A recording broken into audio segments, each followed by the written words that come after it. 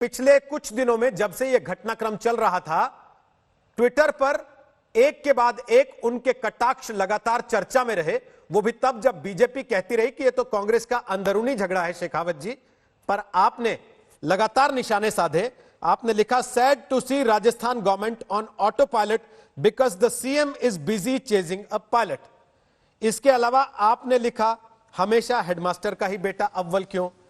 आपने लिखा, भारत चीन विवाद पर पीएम को ज्ञान देने वाले आज अपने विवाद सुलझाने में विफल हैं।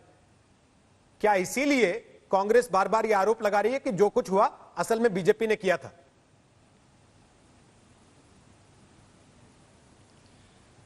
मुझे लगता है कि मैं उनको बार बार इस बात की चेतावनी दे रहा था और मैंने अनेक बार मीडिया के मित्रों के माध्यम से राजस्थान की जनता के सामने ये स्पष्ट किया था कि ये लड़ाई उनके घर की है, उनकी अंदरूनी है और वो हम पर आरोप लगा करके निशाना कहीं और सिद्ध करना चाहते हैं।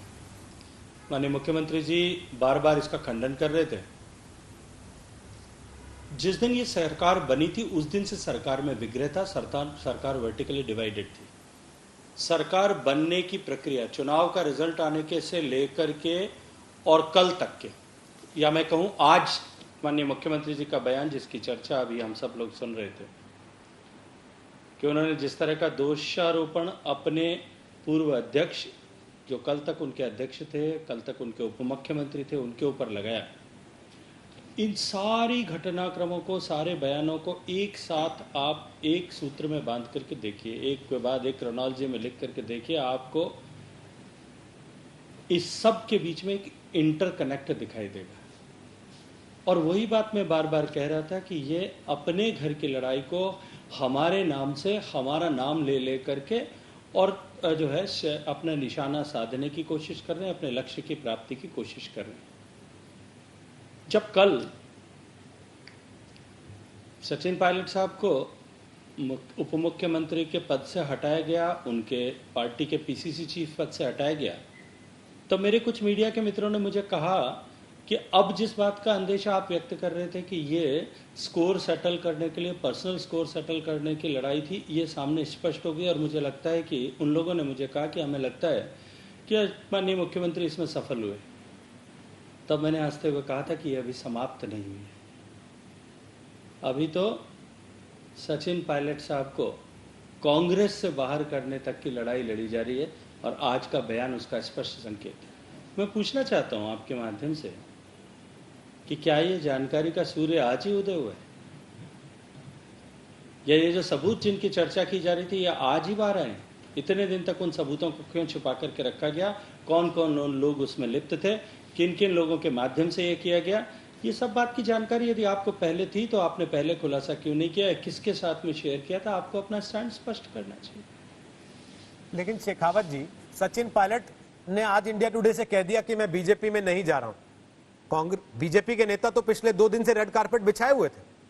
ओम माथुर ने कहा हमें कोई दिक्कत नहीं है, वो आना चाहे तो स्वागत है, हमारी विचारधारा से उनका तालमेल बैठता हो तो। आपके प्रदेश अध्यक्ष ने कहा, पुनिया जी ने, कि हमें कोई दिक्कत नहीं है, वसुंधरा जी के रहते वो आना चाहे तो हम स्वागत करते हैं उनका।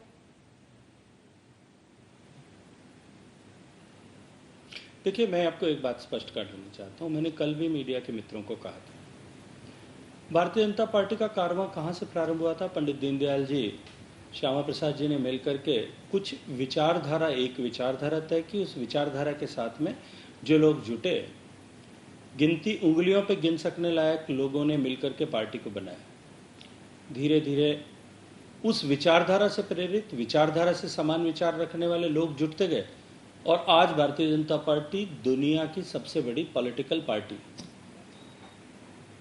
जब इतना बड़ा महासमुद्र बना तो शायद बहुत सारी नदियां आकर के उसमें मिली होंगी। और मैंने कहा था कि हमारी विचारधारा के प्लेटफॉर्म पर कोई भी जनाधार वाला व्यक्ति यदि हमारे साथ में जुड़ता है तो हमारे लिए प्रसन्नता का विषय है।